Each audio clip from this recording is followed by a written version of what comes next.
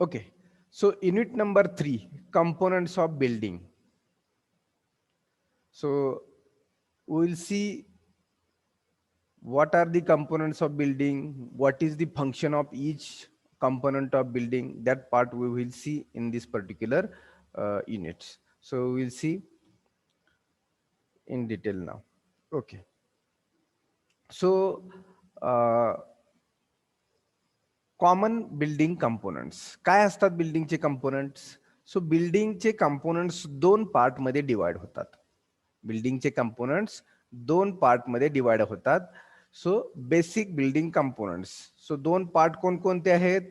So first part is the actually this is the first part substructure and this is the second part superstructure. Building चे component दोन part मध्ये building पूर्णपणे divide होते. जेवढे काय बिल्डिंगला कंपोनंट आहेत ते मग अगदी पूर्ण जमिनीच्या खालून ते जमिनीची पूर्ण जेवढी बिल्डिंग आहे त्या बिल्डिंगच्या टॉप पर्यंत जेवढे काय बिल्डिंगचे कंपोनंट आहेत ते दोन पार्ट मध्ये डिवाइड होतात. त्यातला पहिला पार्ट आहे तो substructure.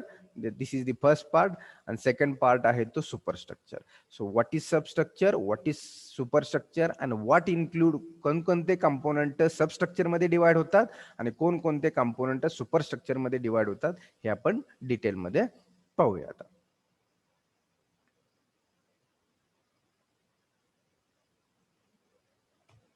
Okay, so first component that is the substructure. So what is substructure? See, बिल्डिंगचे कंपोनंट दोन पार्ट मध्ये डिवाइड होतात. पहिला पार्ट कोणता. सबस्ट्रक्चर आणि दुसरा पार्ट आहे सुपरस्ट्रक्चर. आता सबस्ट्रक्चर म्हणजे काय, that is very important. So it is a part of structure which below ground level that is foundation. Sub आपण किती ठिकाणी सब वर्ड पाहिला हो. Surface water, sub surface water पाहिलं ना आपण, बरोबर आहे का. मी एक्झाम्पल देतोय बघा. आपण सरफेस वॉटर पाहिलं, सब सरफेस वॉटर पाहिलं. सरफेस वॉटर म्हणजे काय म्हटलं होतं आपण, पृष्ठभागावरचं पाणी. सब सरफेस वॉटर म्हणजे काय म्हटलं आपण, जमिनीच्या खाली असलेलं पाणी, बरोबर आहे का. सिमिलरली सबस्ट्रक्चर म्हणजे काय असेल हो, जमिनीच्या खाली जी ग्राउंड लेवल आहे, जी ग्राउंड लेवलच्या खाली आतमध्ये गेलेलं जे काय आपलं बांधकाम आहे, कन्स्ट्रक्शन आहे, त्याला आपण सबस्ट्रक्चर म्हणणार.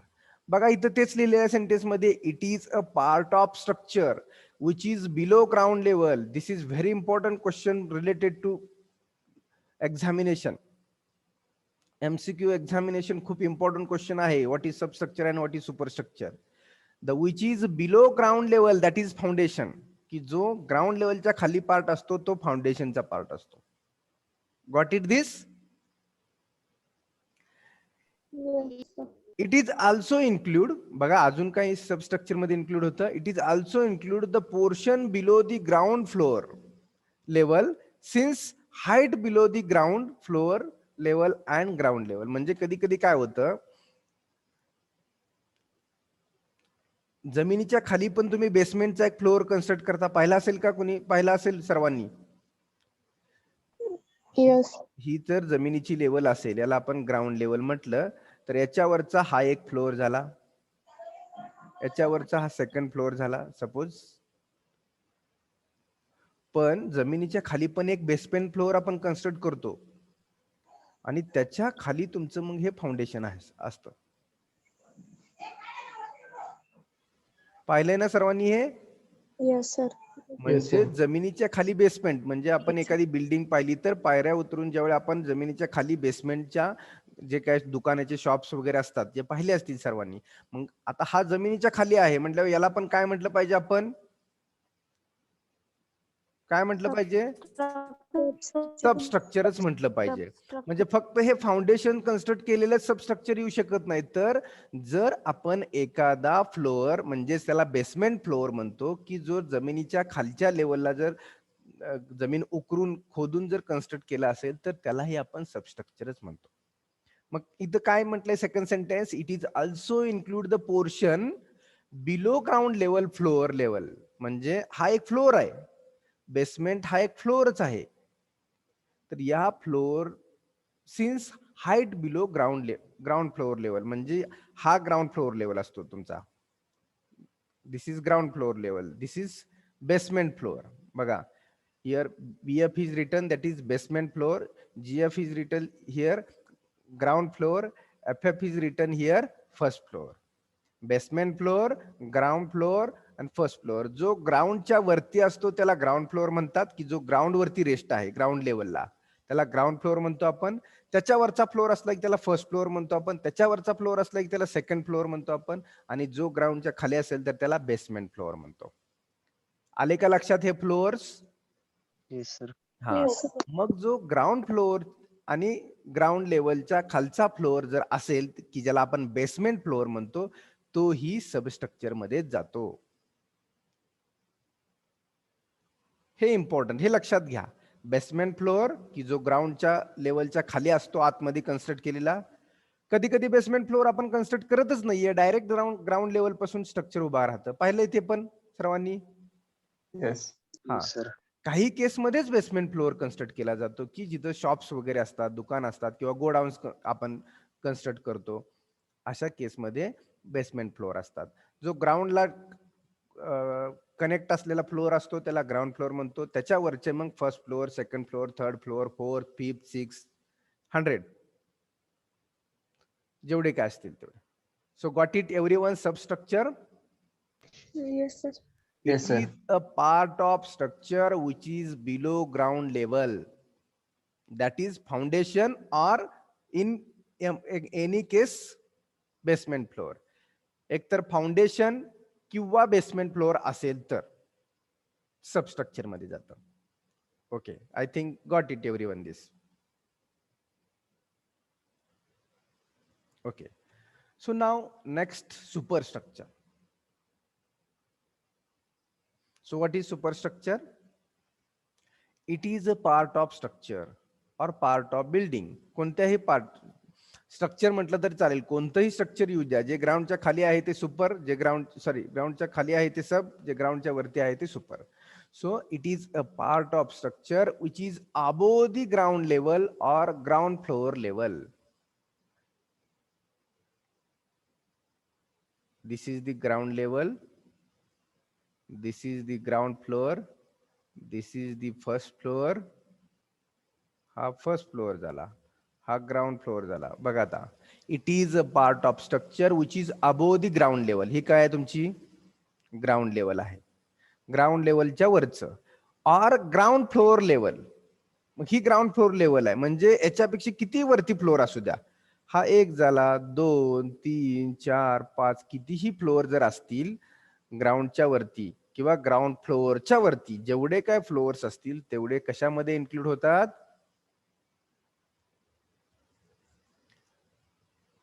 सुपरस्ट्रक्चर. बरोबर आहे ना? हा. मग आता कोणकोणते कंपोनंट येतात ते आपल्याला आणखी पुढे पाहायचं आहे. So superstructure may be single storeyed और multi storeyed. Superstructure may be single storey और मल्टी स्टोरीड. म्हणजेच काय? What is meaning of single story and what is meaning of multi-story? Superstructure म्हणजे जमिनीच्या वरचा part. That's it. This is the first stage. मग superstructure हे single storey असेल किंवा मल्टी स्टोरीला असेल. म्हणजेच काय? म्हणजेच एक मजली बांधकाम असेल, 2 मजले असतील, 3 मजले किंवा 10 किंवा 20 किंवा 25. सिंगल स्टोरी, स्टोरी म्हणजे हाईट, याला आपण सिंगल स्टोरी म्हणणार. काय म्हणणार? ग्राउंड फ्लोअरला काय म्हणतो आपण? सिंगल स्टोरी म्हणतो. आणि ग्राउंड फ्लोअरच्या वरचे जेवढे काय फ्लोअर्स असतील, ग्राउंड फ्लोअरच्या वरचे जेवढे काय स्टोरी असतील, स्टोरी म्हणजे हाईट, मजला थोडक्यात. मल्टी म्हणजे मोर दॅन 1. बरोबर आहे ना? Multi means more than 1. म्हणजे एकापेक्षा जास्त मजले असलेली बिल्डिंग ही कशामध्ये जाते? तर सुपरस्ट्रक्चर मध्येच इन्क्लूड होते. किती मजले असू द्या, ग्राउंडच्या वरचा पार्ट सुपरस्ट्रक्चर, ग्राउंडच्या खालचा part substructure. That's it. Okay. Okay sir. Yes, sir. Okay. So next point is it includes walls, columns, beams, doors, windows, window sill, lintel, chhajja, floors, slab, ceiling, roof, parapet wall, steps and staircase and wall finishes. काय include होतं superstructure मध्ये? जमिनीच्या वरती जे जे आपल्याला बिल्डिंगचे part दिसतात. Door दिसतो, दरवाजा दिसतो सर्वांना एखाद्या बिल्डिंगचा दिसतो. Yes. प्लिंथ लेवल दिसते, पायऱ्यावर चढून जातो ती. दरवाजा दिसतो, विंडो दिसतो, फ्लोअर म्हणजे स्लॅब दिसतो, लिंटल म्हणजे खिडकीच्या किंवा दरवाजाच्या वरती लिंटेल बँड टाकला जातो तो दिसतो. छज्जा म्हणजे खिडकीच्या बाहेरच्या बाजूला पाणी आत येऊ नये म्हणून जो बाहेरच्या बाजूला पोर्शन दिसतो. बघितलंय ना सर्वांनी? Yes, sir. त्याला छज्जा म्हटलं जातं. सिलिंग म्हणजे जिथं आपण फॅन अटॅच केलेला आहे तो त्याला सिलिंग असं म्हटलं जातं. रूफ म्हणजे छत, मग ते आरसीसी स्लॅब असो, पत्रा असो, कोणतंही असो, छत. पॅरापेट वॉल म्हणजे टेरेस वरती बाउंड्रीला बांधलेली जी भिंत असते, छोटी भिंत आपल्या कमरेच्या उंची एवढी. पाहिले ना सर्वांनी? Parapet sir. Wall. Parapet wall म्हणजे काय? तर टेरेस वरती आपल्या कमरेच्या उंची एवढी जी काय बाहेरून बांधलेली भिंत असते त्याला आपण पॅरापेट वॉल असं म्हणतो. वॉल फिनिशेस म्हणजे पेंट असेल, प्लास्टर असेल, शेवटचा वॉल फिनिशेस. आपण हे 1 बाय 1 डिटेल मध्ये पाहायचं आहे. हा शेवटचा पॉइंट जो आहे हा 1 बाय 1. वॉल म्हणजे काय, वॉलचं फंक्शन काय, कॉलम काय, बीम काय, डोर काय, प्रत्येकाचं फंक्शन काय आहे ते आपल्याला डिटेल मध्ये पाहायचं आहे. जेवढे कंपोनंट आहेत तेवढ्या स्लाइड्स आहेत पुढे. Okay. So this is the superstructure. So everyone got it? Substructure and superstructure basic difference Yes. सर्वांना समजलं का? सर्वांनी Yes, मला sir. रिस्पॉन्स Yes, द्यायचा. sir. Yes, sir. Okay. So Hello, sir. जमिनीच्या खालचं स्ट्रक्चर आहे त्याला आपण सबस्ट्रक्चर म्हणतो. जमिनीच्या वरचा जो काय बिल्डिंगचा किंवा स्ट्रक्चरचा पार्ट आहे त्याला आपण सुपरस्ट्रक्चर म्हणतो. That's it. ओके. हॅलो हा सर, हा बोला. ग्राउंड लेवल कशात इन्क्लूड करायचं? सुपर स्ट्रक्चर मध्ये का सब स्ट्रक्चर?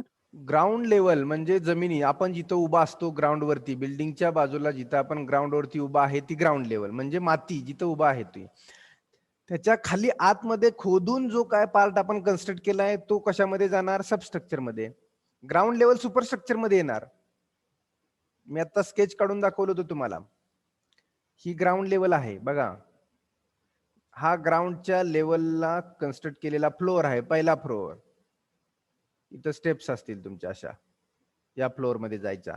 हा दुसरा फ्लोअर झाला, हा तिसरा फ्लोअर झाला, आणि मग या फ्लोअरला जे काही कॉलम्स आहेत त्याचं फाउंडेशन कुठं असणार आहे? जमिनीच्या खाली खड्डा खोदून हे फाउंडेशन केलेलं असतं तुम्ही प्रत्येक कॉलमला. होतंय का आता इमॅजिन? हा सर. हा सबस्ट्रक्चर झाला, हा सुपरस्ट्रक्चर झाला. सिंपल आहे.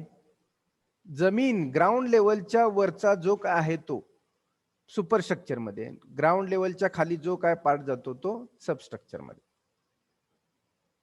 ठीक आहे. स्केचेस बघायचे आपल्याला पुढे आहे पुढे डिटेल आहे. फक्त थोडं थेरॉटिकल सांगितलं. पुढचं आहे ते स्केचेस असणार आहेत आपले. त्याच्यामध्ये डिटेल तुम्हाला दिसून जाईल कोणता पार्ट सबस्ट्रक्चर मध्ये जातोय, कोणता सुपरस्ट्रक्चर मध्ये जातोय. बरं, तुमच्या क्वेश्चनचा आन्सर मिळाला ना तुम्हाला? Yes sir. ओके.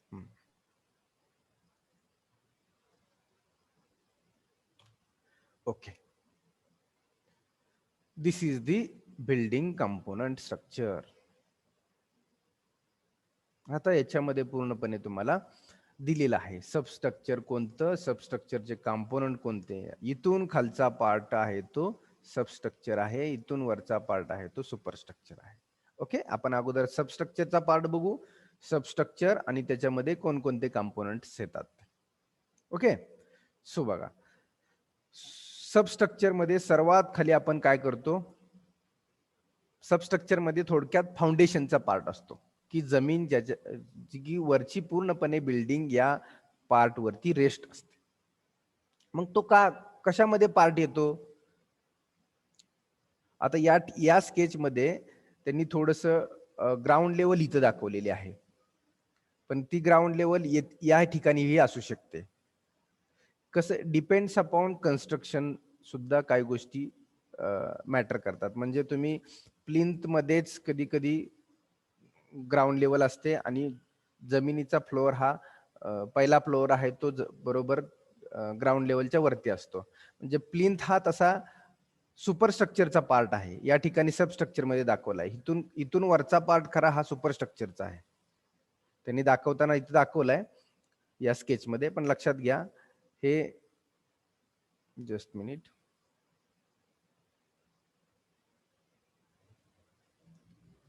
इथून वरचा पार्ट ऍक्च्युली सुपरस्ट्रक्चर आहे, इथून खालचा पार्ट हा सबस्ट्रक्चर आहे. काही केसेस मध्ये ही प्लिंथ लेवल जमिनीच्या खाली जाऊ शकते, म्हणून यांनी हा स्केच मध्ये दाखवला आहे. पण प्लिंथ ही जनरली जमिनीच्या वरतीच येते, त्याच्यामुळे आपण याला सुपरस्ट्रक्चर मध्ये कन्सिडर करायचं आहे, सुपरस्ट्रक्चर. आणि हे सब आहे. ओके, आता मी लाईन मार्क केले, या लाईन पासून आपण चर्चा करत जायचं. Okay, foundation. सबस्ट्रक्चरचा पहिला पार्ट फाउंडेशन. म्हणजेच काय असतं, समजा तुम्ही कॉलम करणार असेल तर असा खड्डा खोदला जातो. या खड्ड्यामध्ये हे पीसीसी आहे, फाउंडेशन बेड. बघा पहिला इथला कंपोनंट आहे तो फाउंडेशन बेड. म्हणजे या पद्धतीनं जसं तुम्हाला हे स्केच मध्ये दिसतंय, हा पार्ट म्हणजे इथं पूर्णपणे या खड्ड्यामध्ये असं कॉन्क्रीट केलं जातं. त्याला आपण पीसीसी असं म्हणतो, फाउंडेशन बेड किंवा पीसीसी म्हणतो. मग या पीसीसीच्या वरती आपण काय करतो, परत फुटिंग कन्स्ट्रक्ट करतो. या पीसीसीच्या वरती फुटिंग कन्स्ट्रक्ट करतो. तर ते फुटिंग कसं असतं, तर या पद्धतीचं त्याचं हे रेक्टँगल असतं आणि किंवा ट्रापेझॉइडल असतं. एकतर रेक्टँगल किंवा ट्रापेझॉइडल शेप मध्ये असतं. कुठं, याच्यावरती असतं, इथं मध्ये सेंटरला, या पीसीसीच्या वरती. पीसीसी झालं, पीसीसीच्या वरती फुटिंग आहे. फुटिंग या पद्धती ट्रापेझॉइडल शेप असेल तर खाली जास्त एरिया, वरती कमी एरिया असतो. आणि याच्यातून मग वरती तुमचा कॉलम निघतो. म्हणजेच हे पीसीसी झालं, या पीसीसी मधून तुमचा हे फुटिंग बाहेर आलं, या फुटिंग मधून तुमचा कॉलम बाहेर येतो. तसंच इथं आता आहे, फुटिंग 2 स्टेप मध्ये आहे. This is the first step, this is the second step. आणि त्यानंतर आता फाउंडेशन मॅसनरी किंवा डायरेक्ट आरसीसीचा कॉलम असतो. मॅसनरी किंवा आरसीसीचा कॉलम असतो. या पद्धतीनं हा कॉलम बाहेर निघतो आणि या ठिकाणी तुमची ग्राउंड लेवल असते. दिस इज दी ग्राउंड लेवल. आता बघा, इथून खालचा पार्ट आपण बघतोय, सबस्ट्रक्चर. काय पाहिलं, पहिल्यांदा पीसीसी आहे. पीसीसी वरती काय आहे, फुटिंग आहे. आणि फुटिंग वरती तुमचा मॅसनरी म्हणजे एकतर दगडी बांधकाम असू शकतं किंवा यातून कॉलम बाहेर निघतो डायरेक्ट. कॉलम म्हणजे आरसीसीचा कॉलम. तो हे आपण काही एका पुढच्या स्केच मध्ये आपण तो कॉलम मध्ये डिटेल बघणार आहे, हा कॉलम कसा असतो. मग येते लक्षात, फुटिंग मध्ये सबस्ट्रक्चर मध्ये काय काय पार्ट येतो. आपण खड्डा खोदतो, खड्ड्यामध्ये पीसीसी करतो, प्लेन सिमेंट कॉन्क्रीट. पीसीसीचं मिनिंग काय, प्लेन सिमेंट कॉन्क्रीट. तसंच आरसीसीचं मिनिंग काय, रेनफोर्स्ड सिमेंट कॉन्क्रीट. बघा इथं मी कॉलमला आणि फुटिंगला आरसीसी म्हटलंय, हे आरसीसी कंपोनंट आहेत. आरसीसी, फुटिंग आणि कॉलम. हा आहे कॉलम, हे आहे फुटिंग तुमचं. तर आणि हे आहे पीसीसी. तर पीसीसी म्हणजे काय, प्लेन सिमेंट कॉन्क्रीट. म्हणजेच फाउंडेशन हे या प्लेन सिमेंट कॉन्क्रीट वरती रेस्ट होतं. ऍक्च्युअल ग्राउंड लेवल असते खाली, ग्राउंड लेवल वरती आपण एक लेवल सरफेस करतो, त्याला आपण पीसीसी म्हणतो. कॉन्क्रीटचाच करतो. प्लेन सिमेंट कॉन्क्रीट म्हणजे त्याच्यामध्ये स्टील नसतं. प्लेन सिमेंट कॉन्क्रीट मध्ये स्टील नसतं. आणि आरसीसी, रेनफोर्स्ड सिमेंट कॉन्क्रीट, म्हणजे याच्यामध्ये रेनफोर्स्ड, रिइन्फोर्स्ड म्हणजे स्टील असतं. रिइन्फोर्सला, स्टीलला दुसरा शब्द आहे रिइन्फोर्स्ड.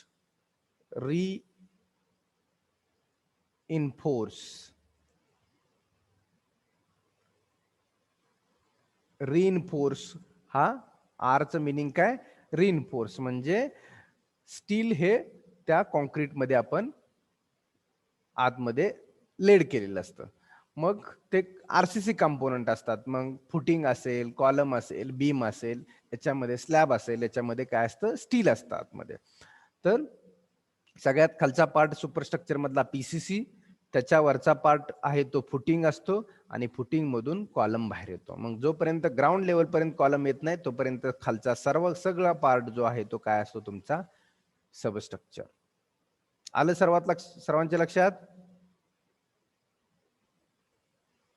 येतंय का लक्षात? सबस्ट्रक्चर मध्ये PCC, yes sir. Footing Yes, आणि sir. फुटिंग मधून कॉलम बाहेर येतो. किंवा जर आपलं दगडी बांधकाम असेल, आरसीसी बांधकामच नाहीये, दगडी बांधकाम, त्याला आपण लोड बेरिंग स्ट्रक्चर म्हणतो. आणि हे आरसीसी असेल तर त्याला फ्रेम स्ट्रक्चर म्हणतो. आता तेही आपल्याला पुढे पाहायचं आहे. फ्रेम्ड स्ट्रक्चर म्हणजेच फुटिंग, स्लॅब, बीम, कॉलमचं स्ट्रक्चर असतं, त्याला आपण फ्रेम्ड स्ट्रक्चर म्हणतो. आपण फर्स्ट युनिटच्या सुरुवातीला पाहिलं होतं आपण. आणि लोड बेरिंग स्ट्रक्चर, दुसरं स्ट्रक्चर कोणतं आहे? Load bearing. म्हणजेच भिंती, फाउंडेशन पण भिंतीच असतं दगडी बांधकामाचं किंवा वीट बांधकामाचं, आणि वरती पण पूर्ण भिंती असतात. म्हणजे स्टीलचं स्ट्रक्चर नसतं, तर स्टीलचं स्ट्रक्चर म्हणजेच फ्रेम स्ट्रक्चर असतं. येतंय का लक्षात सर्वांच्या? तर या ठिकाणी सबस्ट्रक्चरचा जो आपण पार्ट पाहिला, तो पार्ट मध्ये फाउंडेशन बेड येतो, फुटिंग येतं आणि कॉलम येतो. आलं सर्वांच्या लक्षात? Yes sir. ओके. आता जमिनीच्या वरती जायचं आपल्याला. Superstructure as per the our definition, below ground level substructure, above ground level superstructure. आता आपण सुपरस्ट्रक्चरकडे झालो. तर सुपरस्ट्रक्चरचे कंपोनंट जास्त आहेत, बरोबर आहे, असणारच आहेत, आपण पाहतो सर्वजण. सुपरस्ट्रक्चरचे कंपोनंट हे जास्तच असणार आहेत. आता बघा, जमिनीच्या वरती आलो आपण. आता जमिनीच्या वरती आल्यानंतर आपण पायऱ्या चढून घरात जातो की नाही? Yes, sir. आपण ग्राउंड लेवलनी चालत येतो आणि काय करतो, स्टेप्स चढतो आणि कुठे जातो आपण? आपल्या डोअर मधून एंट्री आत करतो. मग ह्या स्टेप्स आहेत. तर ही स्टेप्स जी हाईट आहे याला काय म्हटलं जातं? तर प्लिंथ म्हटलं जातं. बघा, मी एक एक कंपोनंट सांगतोय, प्लीज कॉन्सन्ट्रेट करा. जी स्टेपची हाईट असते किंवा जमिनीपासून आपल्या दरवाजाचा जो उंबरा आहे तिथपर्यंतची जी उंची आहे त्याला प्लिंथ असं म्हटलं जातं. येते लक्षात सर्वांच्या? Yes, sir. आणि मग प्लिंथ, आता हे बाहेरून पायऱ्या आहेत, आतमध्ये काय असतो? तर आतमध्ये प्लिंथ फिलिंग मटेरियल, म्हणजे आपण बोल्डर मोठे मोठे किंवा मुरुम भरून आपण आतमधलं काय करत असतो? कॉम्पॅक्शन करतो. बघितले ना? धुमसानी स्वतःच घर कोणी बांधलंय का? जमिनीच्या वरती आपण पायऱ्यापर्यंत हे बांधकाम करतो आणि त्यानंतर जी आतली बाजू आहे त्या आतल्या बाजूमध्ये काय करतो आपण? मुरुम भरतो.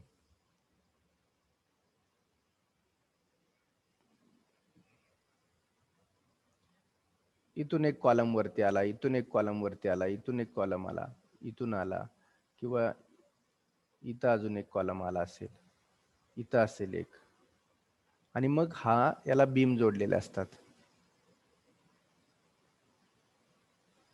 मग हा भाग जो आहे, आणि इथून तुमच्या काय, तुमच्या पायऱ्या आहेत,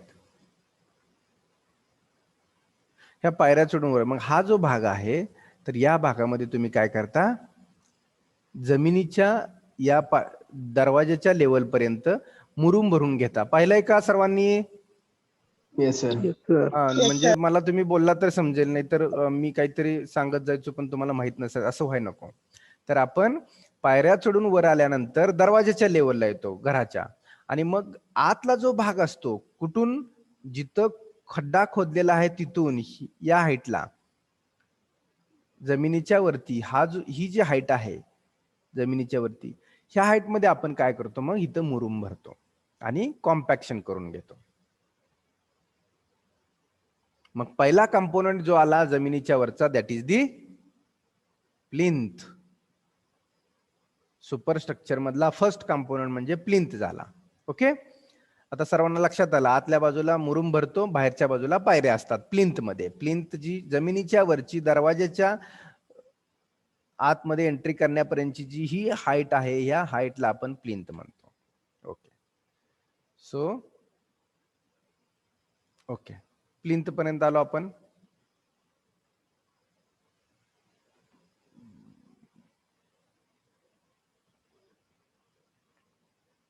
ओके, सो आता प्लिंथ झालं. प्लिंथ मध्येच परत ज्यावेळी मुरुम भरून होतो आपला या एरियावरती, त्यावेळी या एरियावरती आपण काय करतो, डीपीसी प्लिंथ म्हणजे दरवाजाच्या लेवलला या पूर्ण एरियावरती आपण काय करतो, तर एक कॉन्क्रीटचा बेड तयार करून घेतो. मुरुम कॉम्पॅक्ट करतो आणि या पूर्ण एरियावरती कॉन्क्रीटचा बेड तयार करून घेतो आपण. त्याला आपण डीपीसी, डॅम प्रूफ कोर्स असं म्हणतो. डॅम्प प्रूफ कोर्स म्हणजेच आपण या एरियावरती, आता परत या एरियावरती आपण राहणार आहे, या घरामध्ये आपण, मग हा जर कॉन्क्रीटचा लेअर आपण बघा इथे सेक्शन मध्ये दिसतोय, हा सेक्शन आहे तुमचा. ऍक्च्युली बिल्डिंग कट केलेली आहे आणि कट करून बिल्डिंग कशी दिसते ते इथं दाखवलेलं आहे. तर डीपीसी, डॅम प्रूफ कोर्स, प्लिंथच्या वरती दरवाजाच्या लेवलला आपण फरशी बसवायच्या अगोदर, बघा घरामध्ये फरशी बसवायच्या अगोदरचा जो लेअर असतो त्याला आपण डीपीसी म्हणतो, डॅम प्रूफ कोर्स. तो पूर्णपणे सगळ्या रूमच्या लेवलला वरचं कन्स्ट्रक्शन करायच्या अगोदरच कन्स्ट्रक्ट केला जातो. कॉलम वरती जमीन लेवलला कॉलम आले प्लिंथ मधून,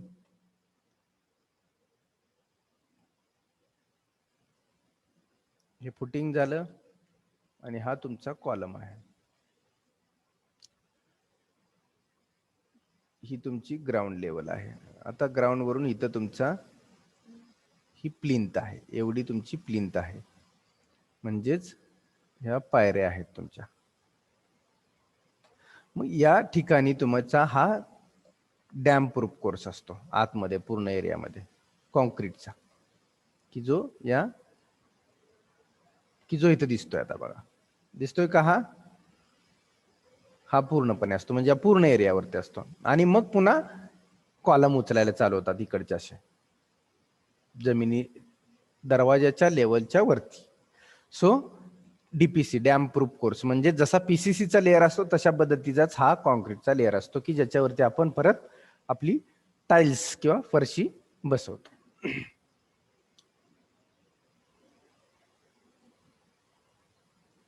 ओके, नाव स्टील वापरतात का?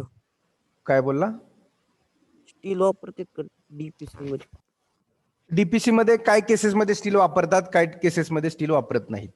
वापरतात, स्टील पण वापरतात, पण जसं स्लॅबला वापरतो तसं नाही वापरत, खूप अंतर ठेवलं जातं. अशा पद्धतीनं स्टील वापरलं जातं डीपीसी मध्ये, डॅम प्रूफ कोर्स मध्ये. जसं पीसीसी मध्ये वापरलं जात नाही, आरसीसी मध्ये वापरलं जातं. आपण दोन बघितले होते, पीसीसी एक बघितला होता, आरसीसी एक पॉइंट बघितला होता, plain cement concrete, reinforce cement concrete. तसं डीपीसी पण आहे, डॅम प्रूफ कोर्स. तर याच्यामध्ये काही केसेस मध्ये वापरलं जातं की ज्यांना जेणेकरून सेटलमेंट वगैरे, समजा मुरुम या एरियामध्ये मुरुम असतो ना, जर हा मुरुम सेटल जर झाला तर चुकून काय व्हावं, फरशी जी आहे तुमची इथली, बघा इथं लिहिले टाईल फ्लोरिंग लिहिलेलं आहे, डॅम प्रूफ कोर्सच्या वरती तुमची टाईलचं फ्लोरिंग आहे.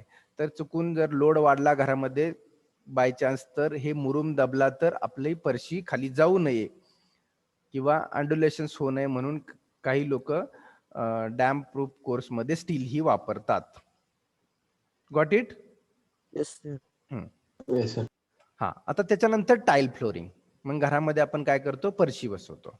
मग फरशी बसवताना ही भिंत आहे तुमची, हा भिंतीचा सेक्शन आहे बघा. मग आता आपण काय केलं, पायऱ्या चढल्यानंतर मी काय म्हणलं तुम्हाला, हा काय दिसतोय, डोअर फ्रेम आणि डोअर. आता दरवाजा तुम्हाला असा दिसणार नाही कारण का आपण सेक्शन कट केलेला आहे. दरवाजा पाहिलाय ना घरात सर्वजण आहे का? आता काय करा, तुम्ही बसला असेल तर मी सांगतोय तसं दरवाजा सगळ्या गोष्टींकडे पाहायचं. सगळेजण घरात बसून आपण पाहतोय.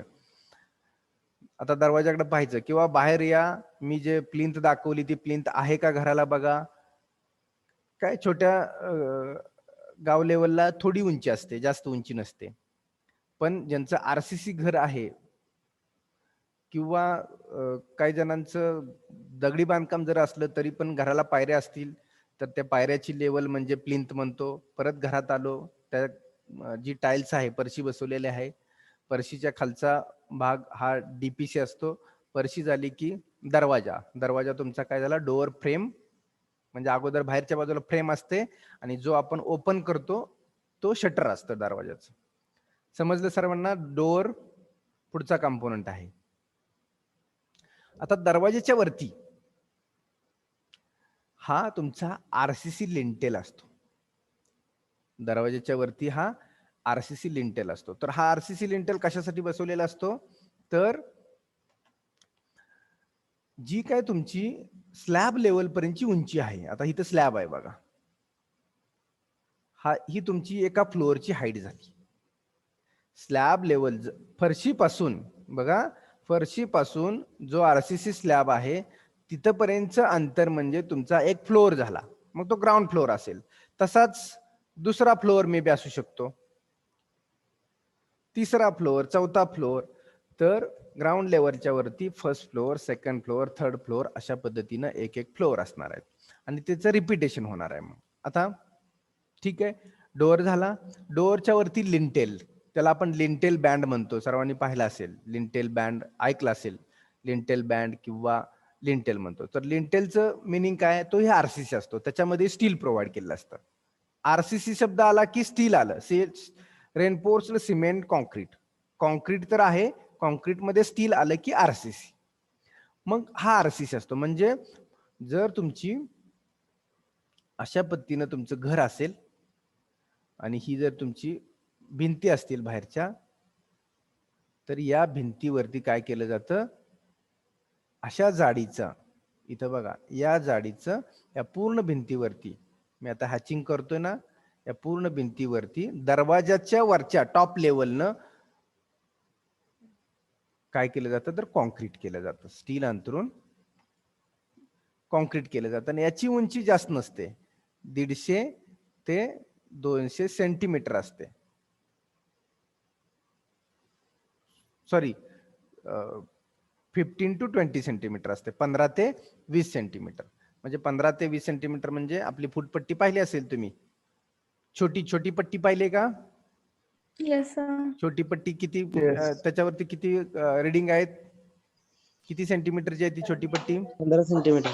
15 सेंटीमीटर. 15 सेंटीमीटर उंचीचे जाडीचा एक बँड टाकला जातो. कशासाठी, तर इथं जी खाली ब्रिक मॅशनरी असते, भिंत असते, ती भिंत स्लॅब लेवल पर्यंत एकसारखी न राहावी. म्हणजे कशासाठी, तर एकसारखी भिंत जर राहिली पूर्णपणे, आपण काय केलं, इथून इथपर्यंत एकच अशी जर भिंत कन्स्ट्रक्ट केली, समजा ही एकच भिंत कन्स्ट्रक्ट केली, तर काय होऊ शकेल, बाय चान्स आपण हॉरिझॉन्टल प्रेशर जर दिला तर ती तुटू शकेल. मग या भिंतीला ब्रेक द्यावा, थोडासा भिंतीला ब्रेक द्यावा, किंवा एकावरती एक भिंत, विटाची भिंत स्वतः भिंत लोड घेऊ शकत नाही. म्हणजे आता समजा एकावरती एक तुम्ही अशा ब्रिक अंतरल्या, ही एक वीट झाली, ही दुसरी वीट झाली, ह्याच्यावरती परत तुम्ही अशी वीट हातर, म्हणजे अशा पद्धतीने तुम्ही काय करता, विटाचं बांधकाम करता. बरोबर आहे का? पाहिलं असेल सर्वांनी.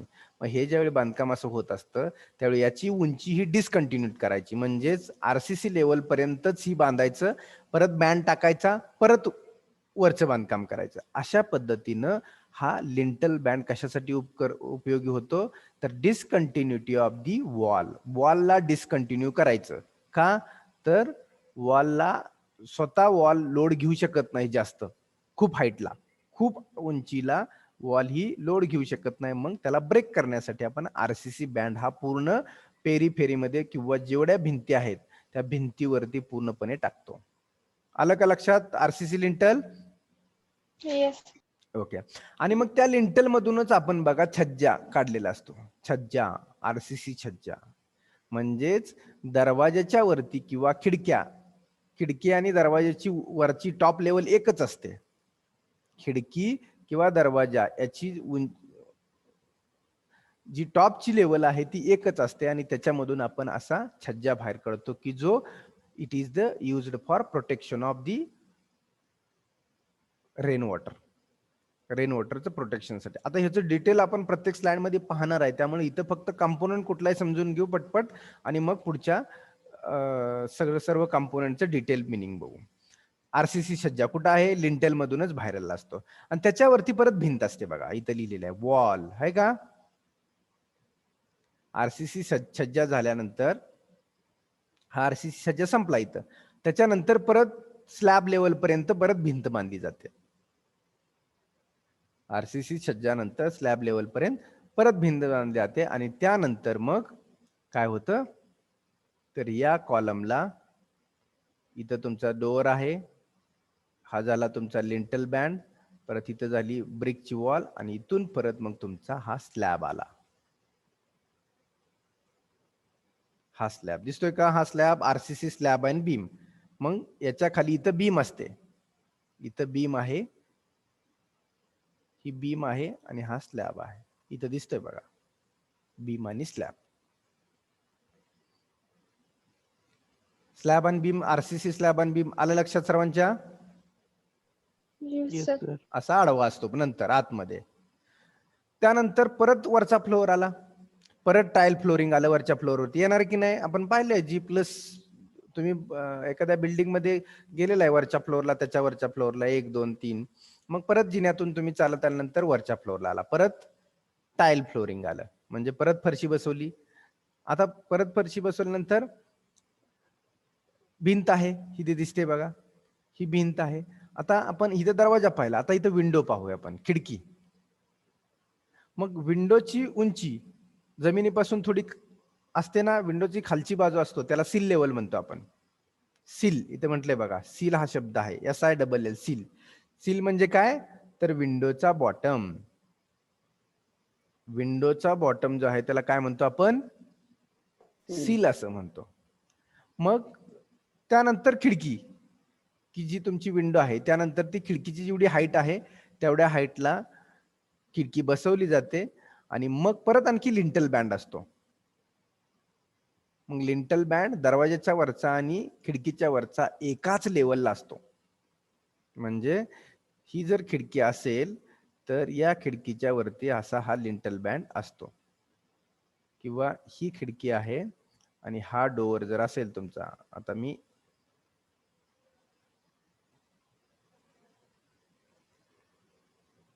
हा तुमचा डोअर आहे आणि ही तुमची खिडकी आहे, तर याच्यावरती तुमचा हा लिंटल बँड असतो एकाच लेवलला. ही झाली तुमची सील हाईट, म्हणजे खिडकीच्या बॉटम पर्यंतची जी काय उंची आहे त्याला आपण सील हाईट म्हणतो आणि या बॉटम लेवलला आपण सील असं म्हणतो. झालं. परत छज्जा आपण बघितला, छज्जा परत इथं आला आणि इथं थ्रोटिंग असा एक पॉइंट लिहिलेला आहे बघा, म्हणजेच इकडून जर पावसाचं पाणी आलं तर खालच्या बाजूला असा ग्रूव्ह केलेला असतो. इथं दिसतोय का कर्सर बघा, ग्रूव्ह कशासाठी हो? पाणी काय व्हावं इथनं इकडं आतमध्ये न येता इथूनच खाली पडावं, बरोबर आहे ना? इथून वाहत आलेलं छज्ज्यावरचं पाणी इथं ग्रूव्ह, थ्रोटिंग म्हणजेच ग्रूव्ह आहे. तर हा ग्रूव्ह कशासाठी केलेला असतो तर आलेल्या पावसाचं पाणी इथंच थांबावं आणि इथून खाली टिपकतं पाणी. आपण पाहिलंय सर्वांनी, हे इमॅजिनेशन तुम्ही स्वतः पाहिलेलं असेल तर फास्ट इमॅजिन होईल बघा. होतंय का imagine? Yes, sir. थ्रोटिंग Yes, sir. कशासाठी आहे तर आलेलं पाणी इथं अडकतं आणि इथनं खाली डायरेक्ट पडतं, इकडे आतमध्ये येत नाही. So that is the throating. छज्जा झाला, लिंटल झाला आणि त्यानंतर परत भिंत, परत पुढचा स्लॅब आणि त्यानंतर हा टेरेस संपल्यानंतर हा टेरेस आला. आता मग स्लॅब संपला की परत काय आला तुमचा हा टेरेस फ्लोअर आला, म्हणजे तुम्ही वरती टेरेस वरती गेला. आणि मग टेरेस वरती गेल्यानंतर परत जी भिंत बांधता, की मी जी सांगितलं आपण आपल्या कमरे एवढ्या उंचीची जी भिंत असते त्या भिंतीला आपण काय म्हणतो म्हटलं मी? Parapet wall.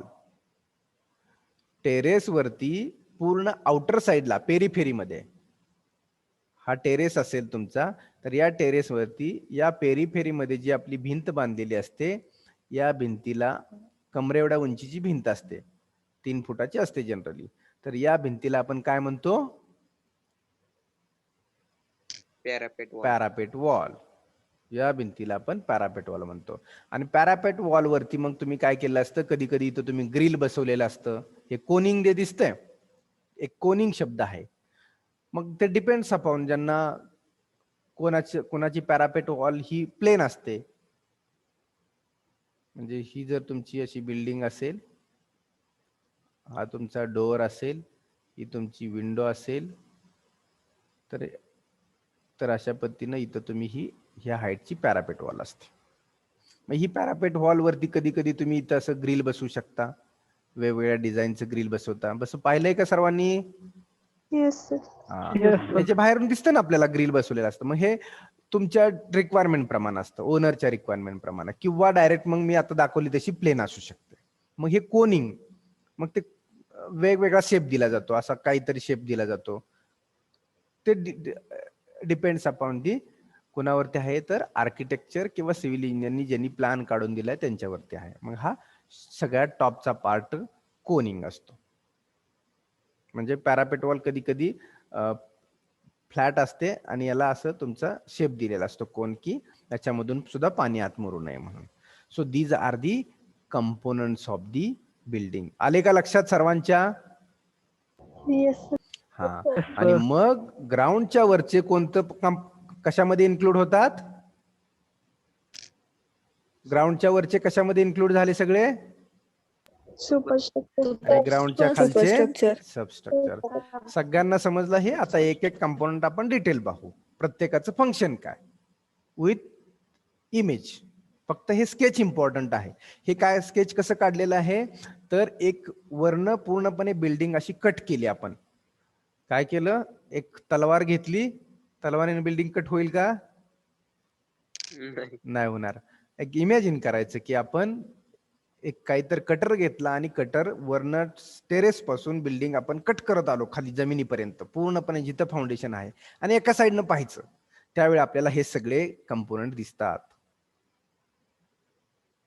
ओके. आता तुम्हाला या तर गोष्टी, आता विंडो कशासाठी आहे इथं लिहिलेलं आहे, विंडो विथ द व्हेंटिलेशन, म्हणजे एअरचं सर्क्युलेशन होण्यासाठी आपण डोअर विंडो प्रोव्हाइड करतो. याचं डिटेल पाहू आपण, प्रत्येकाचं function. So this is got everyone now. या कंडिशनला सगळ्यांना हे समजलं का आपण कंपोनंट पाहिले ते? Yes, sir. Yes, sir. Yes, sir. Okay.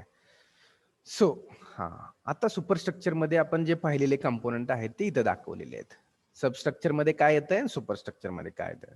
So substructure includes foundation and superstructure include plinth, DPC, walls and column, floor म्हणजे पूर्णपणे फरशी बसवल्यापासून स्लॅब लेवलची जी काय उंची आहे त्याला आपण फ्लोअर म्हणतो. बघा, काय गोष्टीचं मिनिंग माहित असणं गरजेचं आहे. ऍज ए सिव्हिल इंजिनियर आम्हा सर्वांना माहित आहे की जे सिव्हिलचे तुमच्यात स्टुडंट असतील ते ज्यावेळी सिव्हिल इंजिनिअरिंग लर्न करतील त्यावेळी त्यांना डिटेल समजेल. But you are the other ब्रांचेसचे आहेत, त्यांना आपल्याला माहित पाहिजे. जरी आपण इलेक्ट्रॉनिकचे असलो तर सिव्हिल मधले हे प्रत्येक कंपोनंट माहित असला पाहिजे. आपलं स्वतःचं कन्स्ट्रक्शन करत असताना आपल्याला ह्याला फ्लोअर म्हणतात, ह्याला डीपीसी म्हणतात, ह्याला प्लिंथ म्हणतात, ही वॉल आहे, इंग्लिशमध्ये ही आपल्याला माहित असणं गरजेचं आहे. फ्लोअर म्हणजे काय, फरशीच्या लेवल पासून स्लॅबच्या लेवल पर्यंतची जी काय टोटल हाईट आहे याला आपण फ्लोअर म्हणतो. बीम्स म्हणजे कुठं असतात, स्लॅबच्या खालच्या बाजूला की कॉलम टू कॉलम कनेक्ट असतात beams. Roof and slab, roof म्हणजे छत, मग छत हे स्लॅबचं असेल, पत्र्याचं असेल, अजून कोणत्याही मटेरियलचं असेल. रूफ म्हणजे मराठीमध्ये की जो टॉपमोस्ट पार्ट असतो बिल्डिंगचा, तुमच्या टॉपमोस्ट पार्ट असतो. जर ग्राउंड स्टोरी बिल्डिंग असेल अशी, ह्याचा सगळ्यात टॉपमोस्टचा पार्ट आहे त्याला आपण रूफ असं म्हणतो. रूफ म्हणजे छत मराठीमध्ये, आणि ते मग स्लॅबचं असेल, कोणत्याही मटेरियल असेल. लिंटेल अँड आर्चेस, कधी कधी लिंटेल आपण म्हटलं की या लेवलला आपण काय करतो, लिंटेल कन्स्ट्रक्ट करतो, ते पाहिलं. डोअर्स, विंडो, आर्चेस म्हणजे कधी कधी अशा तुम्ही आर्चेस पाहिले असतील खिडकीला कधी कधी खिडक्या अशा आर्चेस टाईप मध्ये पण असतात, मग त्याच्यावरती त्यासाठी हा आर्च कन्स्ट्रक्ट करतात. डोअर्स अँड विंडोज, छज्जाच, parapet wall, steps and stair, cupboard and शेव्ज. म्हणजे घरामध्ये आपण कधी कधी रेडीमेड कबर्ड बनवतो ना आतमध्ये, पाहिले ना सर्वांनी? Yes, हा sir. हा. म्हणजे आतमधल्या बाजूला आपण काय करतो, समजा ही वॉल आहे तर आतमधल्या बाजूला आपण असं आरसीसीचं असं कब्बड बनवलं असतं, याच्यामध्ये आपण काय करतो, परत आपलं कब्बड वगैरे बसवतो. सो अशा पद्धतीनं कब्बड बनवतो. So these are the components of the buildings in the. काही त्याच्यामधले सुपरस्ट्रक्चर मध्ये जातात आणि काही सबस्ट्रक्चर मध्ये जातात. Substructure and superstructure. Got it everyone? आता या प्रत्येकाचं आपल्याला डिटेल मध्ये पाहायचं आहे. आलं लक्षात सर्वांच्या? Yes. Yes, sir. Yes, sir.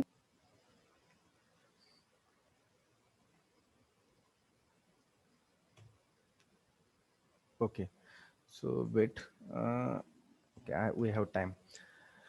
So okay, so now first component of the substructure. Substructure मधला पहिला component जो येतो, that is nothing but foundation. So what is foundation आणि कशासाठी फाउंडेशन करायचं? What is foundation and function of foundation? So it is a lowermost part of building below ground level and it forms a base of the building. Simple आहे. What is foundation? Foundation is the lowermost part of building. Building. बरोबर आहे. जमिनीवर ground level म्हणजे खड्डा खोदल्यानंतर सगळ्यात खाली काय construct करतो आपण? फुटिंग कन्स्ट्रक्ट करतो, म्हणजेच फाउंडेशन आहे बिल्डिंगचं, की ज्याच्यावरती पूर्ण वरची बिल्डिंग आपली काय असते? रेस्ट असते. So foundation is the lower most part of the building below ground level and it forms the base of the building. बिल्डिंगचा बेस म्हणजेच काय आहे? फाउंडेशन. आलं लक्षात डेफिनेशन फाउंडेशनची? Yes, sir. सगळ्यात लोअर मोस्ट पार्ट आहे आणि हा पार्ट ग्राउंड लेवलच्या खाली असतो, की जो बिल्डिंगचा बेस म्हणून ऍक्ट होतो. Simple. Okay, so what is the function? कशासाठी फाउंडेशन करायचं? फंक्शन. मोबाईल आपण इन्व्हेंट केलाय. मोबाईल ही एक बॉडी आहे, पण मोबाईलचं वर्किंग काय? काय फंक्शन मोबाईलचे आहेत? फोनवर बोलणे, काय रेकॉर्ड सेव्ह करून ठेवणे, अशा बऱ्याचशा ज्या काय गोष्टी आहेत, आपण एकमेकाशी कम्युनिकेशन करतो. Mobile is a communication device. Electronics field मध्ये जात आहे. व्हेकल, कार मेकॅनिकल फील्ड मध्ये जाते. कितीतरी कमी वेळात आपण डिस्टन्स ट्रॅव्हल करू शकतो. कॉम्प्युटर सगळंच डोक्यात ठेवायची गरज नाही आपल्याला, बऱ्याचशा गोष्टी आपण सेव्ह करून शकतो, ऑपरेट करू शकतो. काय गोष्टी खूप कॉम्प्युटरची हेल्प होते आज सर्वांना. म्हणजे इलेक्ट्रिकल फील्ड, लाईट आहे. म्हणजे कुठलंही फील्ड जरी घेतलं तर प्रत्येकाला काहीतरी फंक्शन आहे, की जसं आपण आता बिल्डिंगची डिस्कशन करतोय. सो बिल्डिंगचा जो सगळ्यात लोअर मोस्ट पार्ट आहे foundation. What is the functions of foundations? To transfer the total load coming on the building to larger area of soil. काय हो पहिलं फंक्शन फाउंडेशनचं? To transfer the total load coming on the building. तर building वरती 10 मजली असेल, 20 मजली असेल, सगळा लोड फायनली परत कुठे जाणार आहे? हो, कुठे जाणार आहे पूर्णपणे बिल्डिंगचा सगळा लोड? Foundation. फाउंडेशन. आणि फाउंडेशन फायनली काय करणार आहे? जमिनीवरती, ग्राउंड वरती ट्रान्सफर करणार आहे. म्हणजे to transfer the total load coming on the building to larger area of soil. फाउंडेशनचं काम काय आहे? वरून आलेला लोड घ्यायचा आणि सॉइल म्हणजेच खाली ग्राउंड वरती ट्रान्सफर करायचं काम फाउंडेशनचं आहे. To support the building. बिल्डिंगला सपोर्ट करायचं काम कोण करतंय? फाउंडेशन करतंय. वरचा टोटल लोड सगळा आहे तो घ्यायचा आणि बिल्डिंगला स्टेबल ठेवायचं. स्टेबल ठेवणे म्हणजेच काय आहे? या कंडिशन मध्ये ती बिल्डिंग उभी राहिली पाहिजे. ती कशी उभी राहील? जर फाउंडेशन तुमचे स्टेबल असतील.